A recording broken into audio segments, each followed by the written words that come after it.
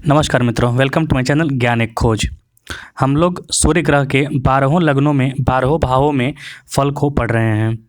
आज हम तुला लग्न के या फिर तुला राशि के 12 भावों में सूर्य के फल को पढ़ेंगे।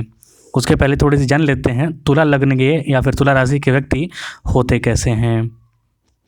तुला लग्न या तुला राशि के जो स्वामी हैं उसको शुक्र देवता माने जाते हैं।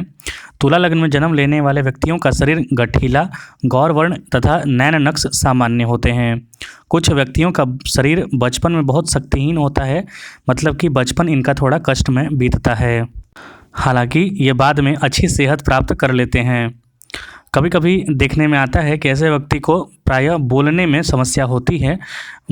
स्टार्टिंग लाइफ में ये बोल भी ठीक से नहीं पाते हैं। बोलने में हकलाना, तुतला कर बोलना या आहिस्ता आहिस्ता बोलना इनका आदत होता है, क्योंकि इनके द्वितीय भाव में वृश्चिक राशि विराजमान है, जो कि काल पुरुष की 8वीं राशि होती है। तुला लग्न के व्यक्तियों की शुरू की अवस्था बड़ी दुखप्रद होती है। उन्हें माता पिता का भरपूर प्यार नहीं मिल पाता है या किसी न किसी एक का प्यार थोड़ा कम ही ज़रूर होता है। वे शिक्षा में भी विशेष सफलता प्राप्त नहीं कर पाते हैं। हालांकि जो शिक्षा प्राप्त करते हैं उससे लाभ जरूर कमाते हैं। ये लोग बड़े परिश्रमी होते हैं और अपने ऊंचे ठाट बाट के लिए विशेष मेहनत भी करते हैं, क्योंकि तुला जो लग्न है या फिर तुला राशि या काल पुरुष की 7वीं राशि है, जिसे बाजार का मतलब कि दिखावा का जो सब कुछ देख सके इस प्रकार की राशि मानी जाती है। शुक्र की राशि है तो ऐश्वर्य, प्रसाधन, दिखावा वगैरह इसमें सामान्य तौर पर लगा रहता है। किसी भी चीज़ को बैलेंस करके चलना इनकी खासियत होती है, क्योंकि तुला लग्न या फिर तुला राशि को बैलेंस की राशि मानी जाती है। ये कुछ संक्षिप्त चर्चा था तुला लग्न का। आइए अब सूर्य के 12 भावों में फल को जानते हैं। प्रायः यह भी देखा जाता है कि तुला लग्न या फिर तुला राशि वालों को सरकारी कार्य या सरकारी नौकरी से जुड़े लोग या फिर सरकार से जुड़कर ये कार्य कर लेते हैं, क्योंकि 4 नंबर जो यहाँ पर लिखा हुआ है, मतलब जो 10म भाव है इनका, वहाँ पर चंद्रमा का भी प्रभाव है, राज रानी का प्रभाव होता है। अब यदि सूर्य लगन में ही विराजमान हो जाए तो सूर्य चूँकि तुला राशि में या फिर तुला लग्न जहाँ बैठे हैं वहाँ पर नीच के माने जाते हैं, तो यहाँ पर थोड़ा समस्या देंगे, व्यक्ति के स्वयं के व्यक्तित्व के लिए समस्या देंगे। सूर्य यहाँ पर नीच के हो जा रहे हैं तो व्यक्ति को कुछ न कुछ रोग हमेशा लगा रह सकता है।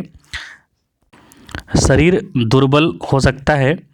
अगर शुक्र यहाँ पर बली ना होकर शुक्र यहाँ पर कमज़ोर पड़ जाए तो शरीर और भी विकल या फिर कमज़ोर पड़ जाता है।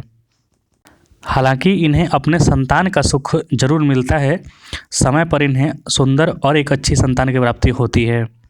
इन्हें इनकी भार्या भी जो पत्नी होती है वो काफ़ी रूपवान प्राप्त होती है, क्योंकि सूर्य की यहाँ से उत्तम दृष्टि पड़ रही है, उच्च दृष्टि पड़ रही है 7म भाव पर। जिनका व्यापार भी अच्छा होगा और इनके जो कन्या मिलेगी, मतलब इनकी जो पत्नी मिलेगी, पार्टनर मिलेगी, वो भी काफ़ी अच्छी रूपवान गुणवान मिलेगी। 7म भाव पर उच्च दृष्टि पड़ने से व्यक्ति दृढ़ निश्चयी होता है। चाहे अपने ऊपर कितना भी कष्ट क्यों ना आए, ये अन्य की मदद कभी स्वीकार नहीं करते, ये दूसरों की मदद कभी स्वीकार नहीं करते, ये स्वयं संघर्ष करने की सामर्थ्य रखते हैं। आइए, अगर सूर्य आपके तृतीय भाव मतलब कि वृश्चिक राशि में जाकर बैठ जाए तो सूर्य इस कुंडली में 11वें के मालिक हैं, 11वें भाव के स्वामी हैं, मतलब कि आय भाव के स्वामी हैं। और आय भाव का स्वामी अगर आपका संपत्ति भाव में, अचल संपत्ति भाव में आकर बैठ जाए तो महाधनी योग बनाता है। तो यहाँ पर शुभ दृष्टि पड़ने से, शुभ होने से, क्योंकि मंगल की राशि है तो यहाँ पर मित्र घर में आने से व्यक्ति को नौकरी या कारोबार से आकस्मिक लाभ मिलता है। पारिवारिक स्थिति भी सुधरने लगती है, अच्छी रहती है।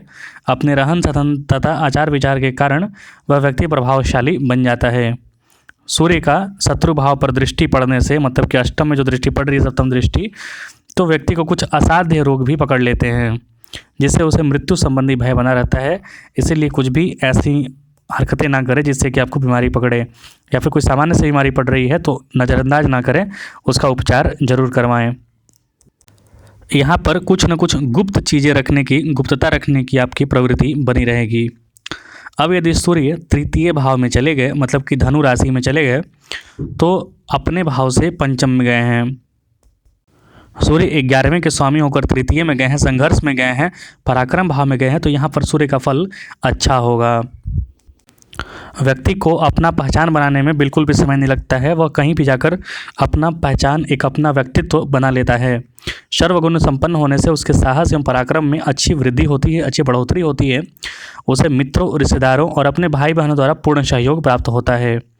भाग्य भी हमेशा साथ देता है क्योंकि मित्र दृष्टि पड़ रही है भाग्य भाव पर, मिथुन राशि पर।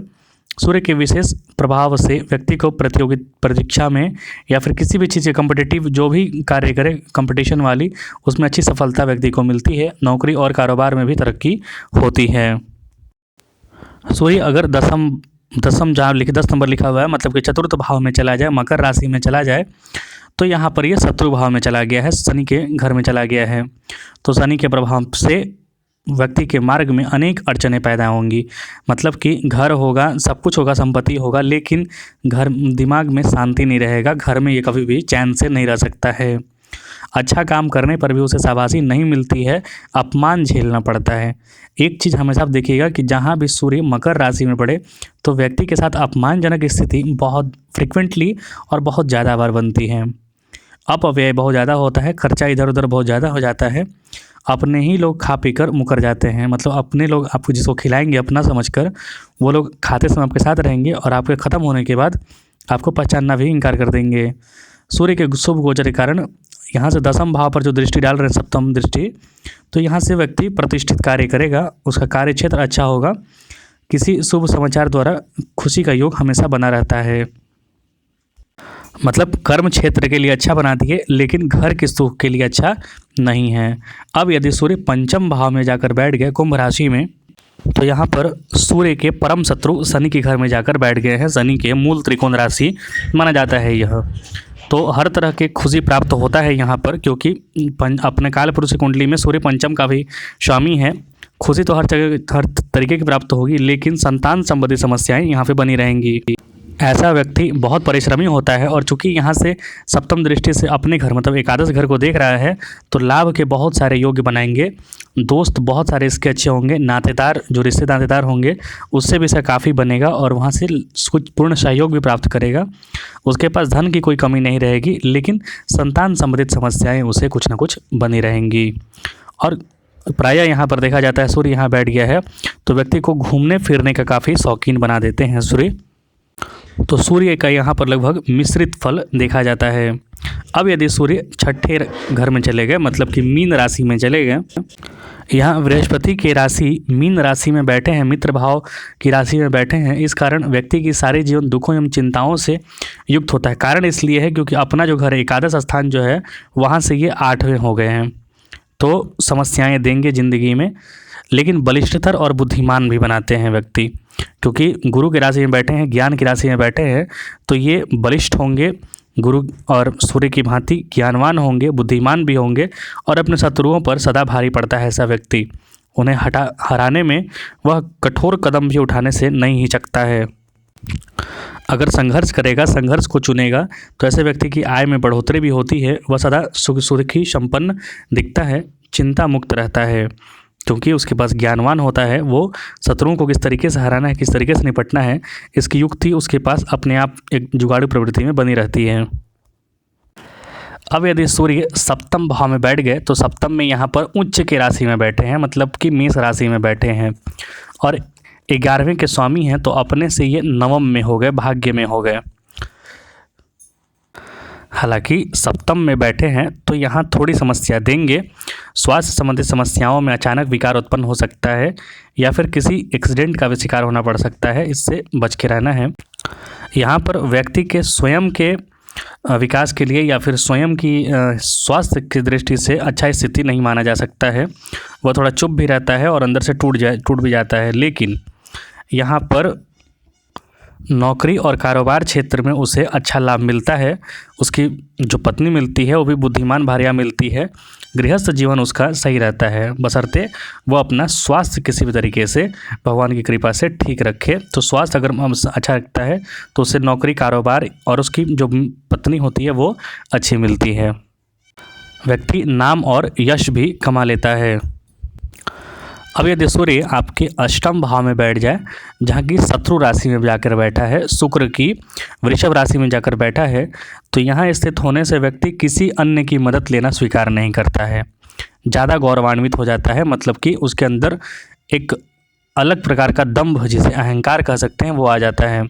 वह अपने बाहुबल द्वारा ही अपना स्वार्थ मतलब अपने कार्य सिद्ध करता है और व्याधि मुक्त रहता है, मतलब बीमारियों से मुक्त रहता है, क्योंकि वह अपने से दशम में गया है तो अपना कार्य स्वयं करने का प्रयत्न करेगा हमेशा।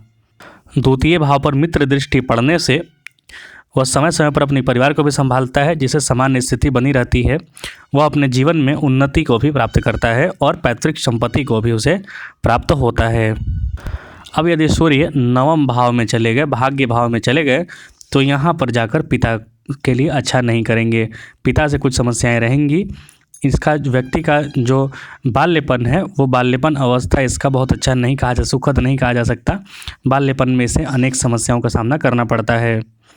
सामान्य फलादेश यहाँ पर प्राप्त होते हैं। वह सामाजिक तथा धार्मिक कार्यों में व्यस्त रहता है।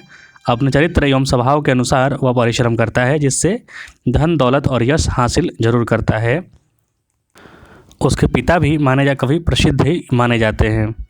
नवम भाव में सूर्य अगर इस कुंडली में बैठे तो प्रायः देखा जाता है कि मामा या फिर नाना नानी की संपत्ति के मालिक भी बनते हैं, मतलब नाना नानी के घर से भी कुछ संपत्ति मिलने की चांसेस बनते हैं। यहाँ पर उनकी ज़िंदगी आराम से गुजरती है, भाग्य से गुजरती है। ये लोग भगवान के काफ़ी अच्छे भक्त भी माने जाते हैं, धार्मिक होते हैं और धार्मिक यात्राएं भी इन्हें करने को अवसर प्राप्त जरूर होता है। अब यदि सूर्य दशम भाव में मतलब कर्क राशि में जाकर बैठ जाए, जो कि चंद्रमा की राशि है, तो यहाँ पर मित्र राशि में जाकर बैठे हैं, तो शुभ दृष्टि पड़ने से, शुभ ग्रह में बैठने से व्यक्ति को अपार सफलता मिलती है। उसे व्यवसाय अथवा नौकरी मिलती है, अच्छा धन का भी लाभ उसे प्राप्त होता है और बुद्धिमान सूक्ष्म कला भी उसे प्राप्त हो जाता है, क्योंकि चंद्रमा 16 कलाओं का स्वामी है और सूर्य वहाँ पर जाकर बैठे तो कला को प्रदर्शित करने का उसके अंदर कॉन्फिडेंस भी आ जाता है। तो वो अच्छे तरीके से बोल लेता है, अपनी कला को प्रदर्शित कर लेता है, बुद्धिमानी होता है, इससे वह ऊंचे ऊंचे पदों पर भी आसीन होता चला जाता है। हालांकि चतुर्थ भाव पर जो शनि वाला घर है उस पर शत्रु दृष्टि पड़ने से व्यक्ति का कुटुंब के प्रति, अपने घर के प्रति द्वेष का भी भावना चलता है।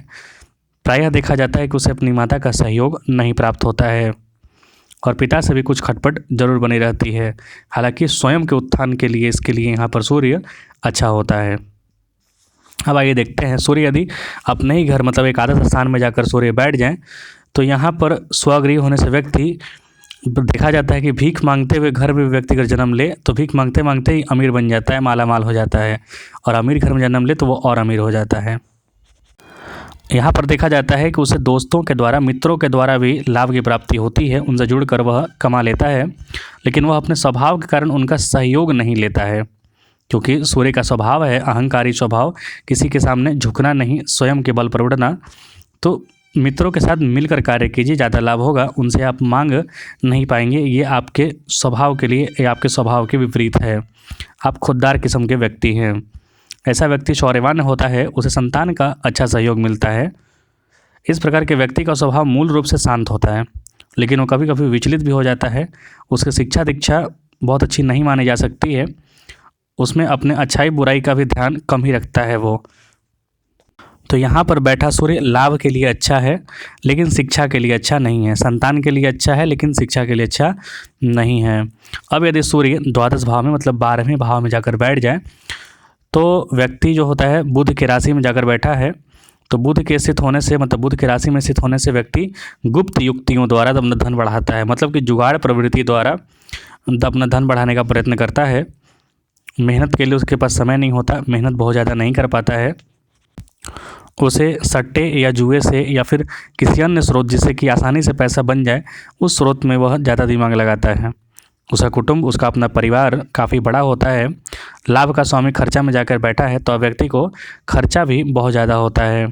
कोई न कोई बाहर का व्यक्ति उसके जीवन में ज़रूर आता है। इस तरह के व्यक्ति को अपने शत्रुओं द्वारा धन लाभ प्राप्त होता है, मतलब वह व्यक्ति अपने शत्रु से भी धन प्राप्त कर लेता है और शत्रुओं से आपसी सुलह का योग बनता है, मतलब शत्रु पर भी वो भारी पड़ जाता है, शत्रु से भी अपने काम निकाल लेता है। तो यहाँ पर अच्छा लाभ, अच्छा फल प्रायः देखा जाता है। तो ये सूर्य के तुला लगन में या फिर तुला राशि के 12 भावों में फल थे। ये सारे वीडियो जो आपको दिख रहे हैं सामने, वो मैंने पहले डाल चुके हैं, आप कृपया उन्हें देखिए और सराहिए। आपको कैसा लगा ज़रूर बताइए।